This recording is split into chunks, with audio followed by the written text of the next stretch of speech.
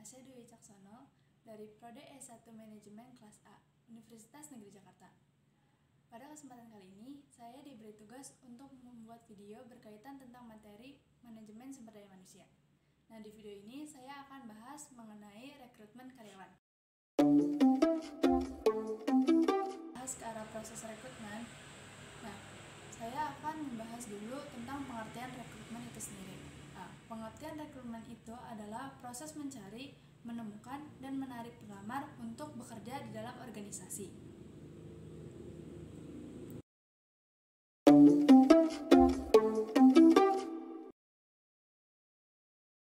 Selanjutnya, tujuan rekrutmen adalah untuk memenuhi penawaran sebanyak mungkin dari calon-calon karyawan sehingga organisasi memiliki peluang yang lebih besar untuk standar kualifikasi organisasi dan juga untuk mendapatkan karyawan yang tepat bagi suatu jabatan sehingga karyawan mampu bekerja secara optimal dan dapat bertahan di perusahaan untuk waktu yang lama.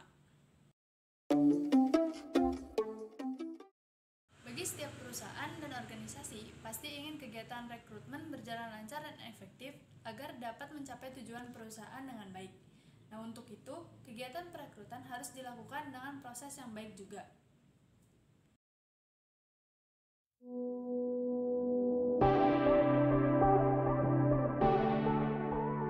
Yang pertama, mengidentifikasi kebutuhan tenaga kerja.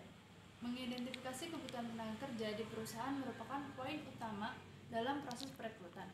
Dalam mengidentifikasi kebutuhan rekrutmen, ada poin-poin yang perlu diperhatikan oleh perusahaan. Yang pertama, pastikan perusahaan memang memiliki kebutuhan tenaga kerja. Seperti orang yang memiliki kemampuan lebih baik dari sebelumnya, kinerja cemerlang, dan atau dengan memastikan bahwa beberapa pekerjaan sedang tidak bisa ditangani. Cek kembali volume workload untuk meyakinkan akan adanya kebutuhan rekrutmen. Yang ketiga, cek performa tim dan analisis juga skill, kualifikasi yang harus ada di tim Anda.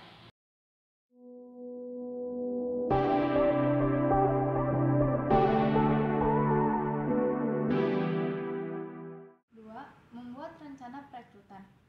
Nah, setelah mengidentifikasi kebutuhan tenaga kerja, HRD harus membuat rencana perekrutan yang mencakup pembuatan job description, job specification, termasuk juga perencanaan rentang waktu, cost, pihak yang terlibat selama proses rekrutmen.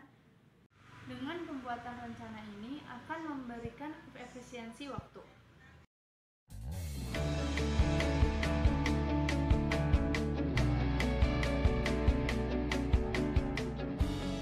Yang ketiga, itu pencarian kandidat.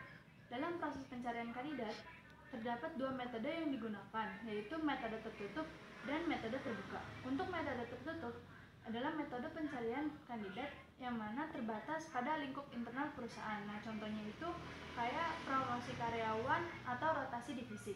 Untuk metode terbuka adalah metode pencarian kandidat dengan cara menyebarkan informasi keluar lingkungan perusahaan. Banyak pilihan untuk mencari kandidat dengan metode ini, misalnya itu kayak online job atau iklan media massa dan lain-lain.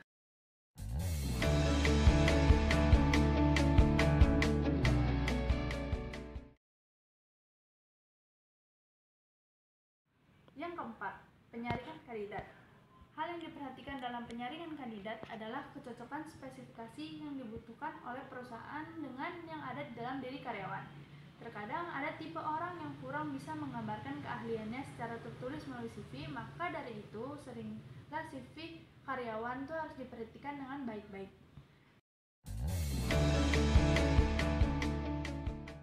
Nah, yang kelima itu ada proses interview.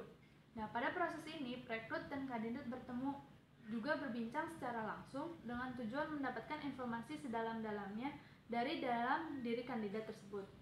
Nah, informasi tersebut nantinya akan diolah oleh HR dan pihak terkait, itu kayak user, manajer, atau direktur, agar dapat disaring lagi mana kandidat yang ingin diperkerjakan dalam perusahaan.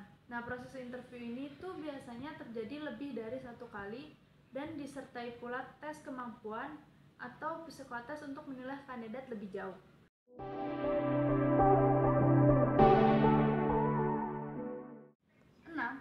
Job offering and hiring. Nah, pada tahap ini perusahaan atau organisasi menggunakan berkas yang dinamakan offering letter yang berisi job description, hak dan tanggung jawab karyawan, termasuk besaran gaji yang ditawarkan perusahaan. Dan selain itu, offering letter juga bisa berisi mengenai syarat dan ketentuan detail untuk bergabung di perusahaan tersebut. Apabila kandidat setuju dengan syarat dan kondisi yang ditawarkan oleh perusahaan, maka karyawan bisa menandatangani offering letter tersebut dan secara resmi menandakan bahwa kandidat berhasil direkrut.